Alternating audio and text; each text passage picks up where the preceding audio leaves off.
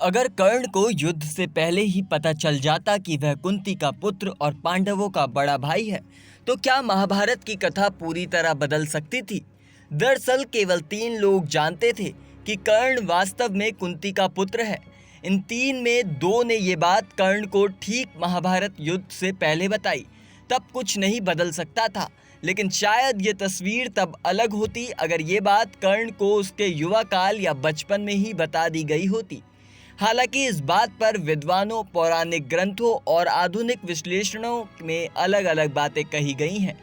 महाभारत के उद्योग पर्व में 143वें अध्याय में कहा गया है कि युद्ध से पहले कुंती कर्ण के पास जाती है, उसे बताती है कि वह उसकी माँ है, पांडव उसके भाई हैं। वह उसे पांडव के पक्ष में आने के लिए मनाती है। तब कर्ण का जवाब होता है, वह बेशक कुंती को मां मानता है, लेकिन दुर्योधन के प्रति निष्ठा और अपमान के कारण पांडवों का साथ नहीं देगा।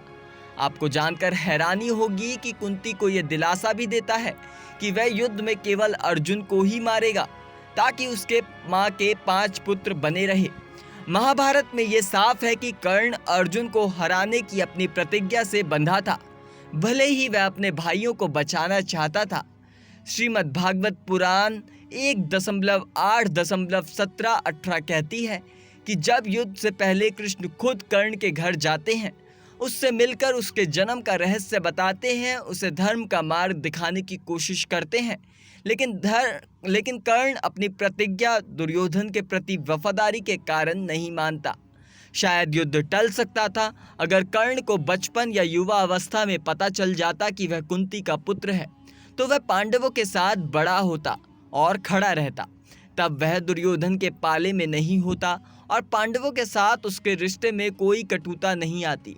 तब कर्ण युधिष्ठिर की जगह हस्तिनापुर का उत्तराधिकारी बन सकता था, क्योंकि वह कुंती का ज्येष्ठ पुत्र था। तब दुर्योधन की इतनी ताकत भी नहीं होती, ना ही वह फिर पांडवों से इतनी अदावत लेता, ना ही पांडवों के खिलाफ षड्यंत्र कर पाता। कर्ण अगर पांडवों के पक्ष में आ जाता तो कौरवों की हार निश्चित थी, क्योंकि कर्ण और अर्जुन के मिल जाने से संयुक्त बल अजय होता। दुर्योधन तब शायद ही युद्ध की हिम्मत ही नहीं करता। हालांकि दुर्योधन को युद्ध और पांडवों के खिलाफ उकसाने वाले भी कर्ण था। राहुल संकीर्तन अपनी किताब में लिखते हैं कि कर्ण की कहानी एक ऐसे योद्धा की है जो सच जानकर भी उसे झुठलाता नहीं, बल्कि उसके साथ न्याय करता है। महाभारत युद्ध के बाद कर्ण की मृत्यु तो हुई, साथ ही उसके 10 पुत्रों में केवल उसका सबसे छोटा पुत्र वृषकेतु ही जीवित बचा रहा। बाकी सभी पुत्र युद्ध में मारे गए थे, अधिकांश पांडवों के ही हाथों। कर्ण की मृत्यु के बाद उसकी पत्नी वृषाली ने पति के वियोग में सती होना चुना। वह चिता पर बैठ गई। कर्ण की मृत्यु के बाद जब पांडवों को यह पता चला कि कर्ण वास्तव में उनकी माता कुंती का पुत्र और उनका बड़ा भाई था, तो उन्हें गहरा पछतावा हुआ। इसके पश्चात पांडवों ने कर्ण के जीवित पुत्र वृषकेतु को न केवल अपनाया, बल्कि उसे राजकुमार जैसा सम्मान दिया। वृषकेतु को पांडवों ने अपने साथ रखा, उसे शिक्षा दी। कई युद्धों में अर्जुन के साथ भेजा गया। अर्जुन ने उसे युद्ध कला की शिक्षा दी। वह अर्जुन के साथ अश्वमेध यज्ञ के दौरान अनेकों युद्धों में शामिल हुआ। कहा जाता है कि वृषकेतु ने कई क्षेत्रों को जीतकर अर्जुन की सहायता भी की थी। कुछ कथाओं के अनुसार वृषकेतु को ब्रह्मास्त्र, वरुणास्त्र, अग्नि और वायुअस्त्र जैसे दिव्य अस्त्रों का ज्ञान था, जो उसे अपने पिता कर्ण से मिला। वह अत्यंत वीर और योग्य योद्धा बना।